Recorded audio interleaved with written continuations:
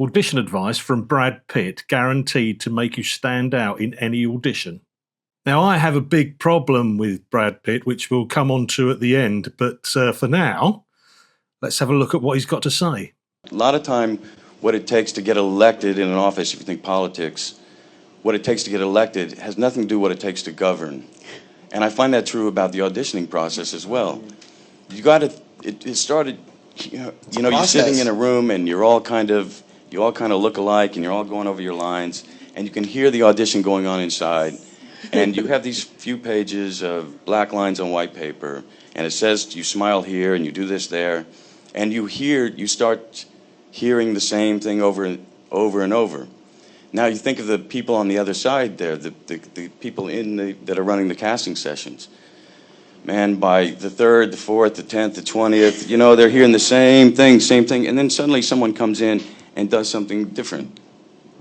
And it lands. Now, you can't be different for different sake. So Brad Pitt's a very successful actor, and we'd be stupid not to take what he's got to say on the subject seriously. And actually, what he says here is an absolute gold nugget. So we're going to look at this in much more detail now to see how you can put his advice into practice. I've sat in on so many auditions where exactly that's happened. You have actor after actor after actor come in and do what the character is meant to do.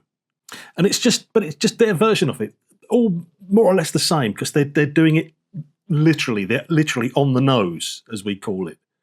So it becomes very difficult to pick one performer out. So anybody that's different stands out immediately. And in the casting, most of the time, that's a good thing.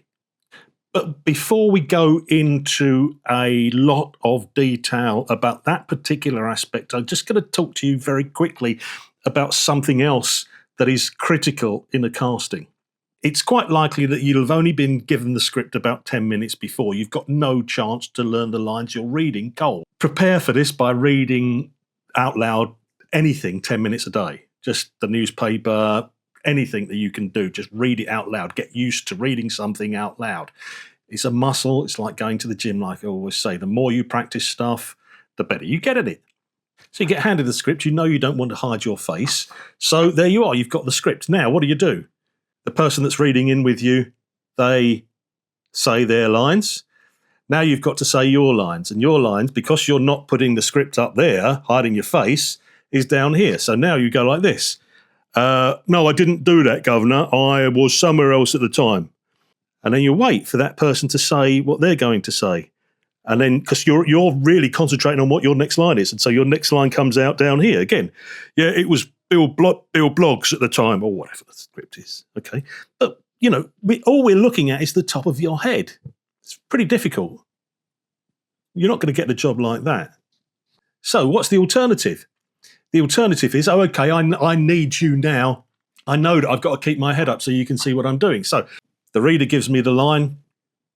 I've got to respond to that.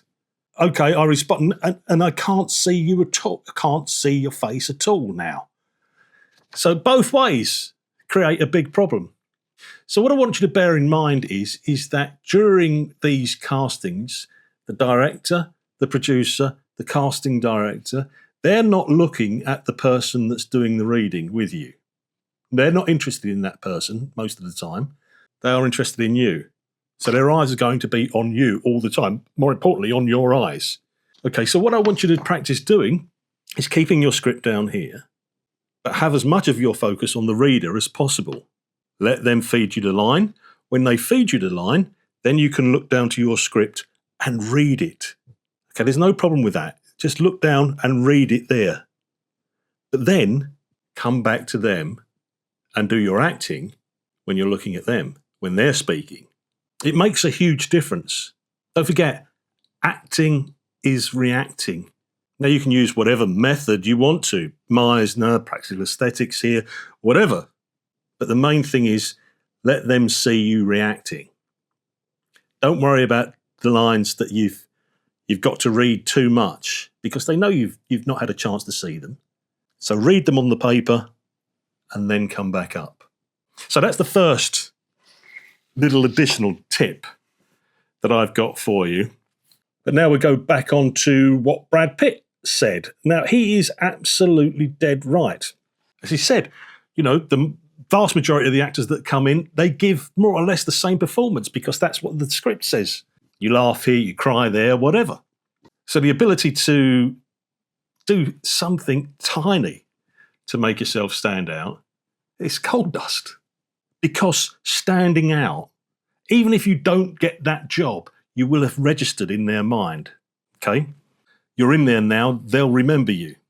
And that's really what you're trying to do in an audition. So how do we do that?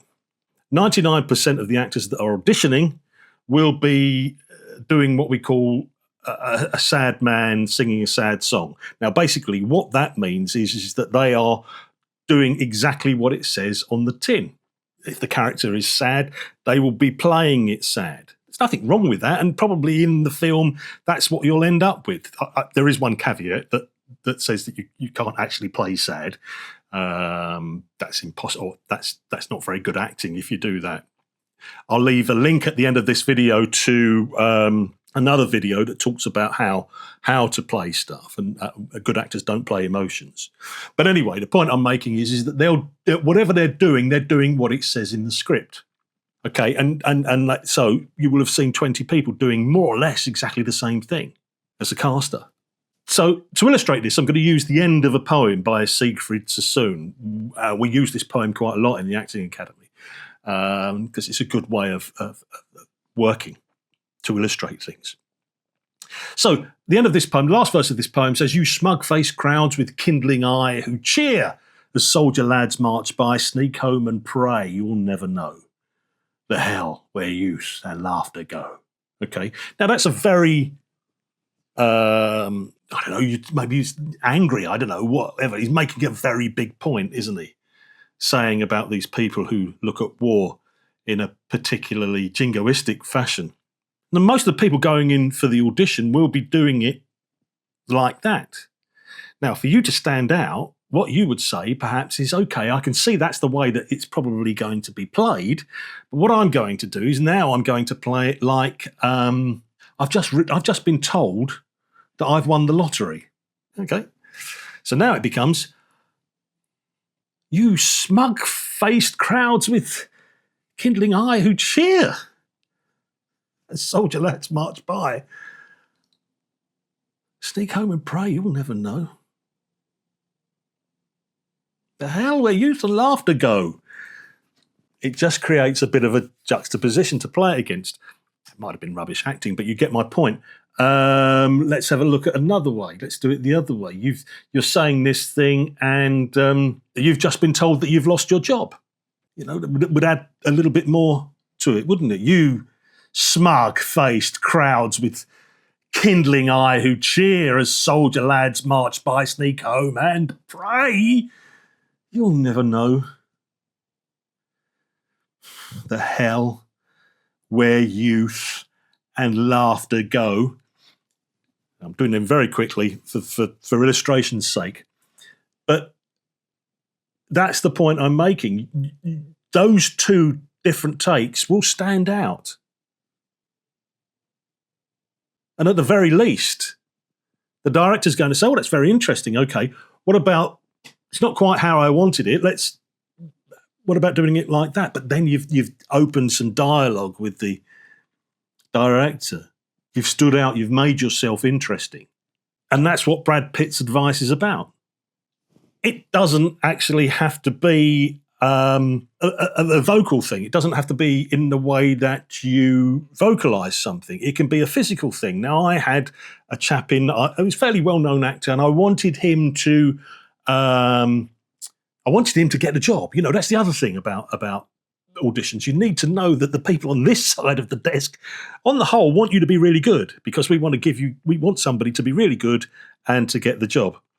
So this particular chap, he couldn't quite get what I wanted from him.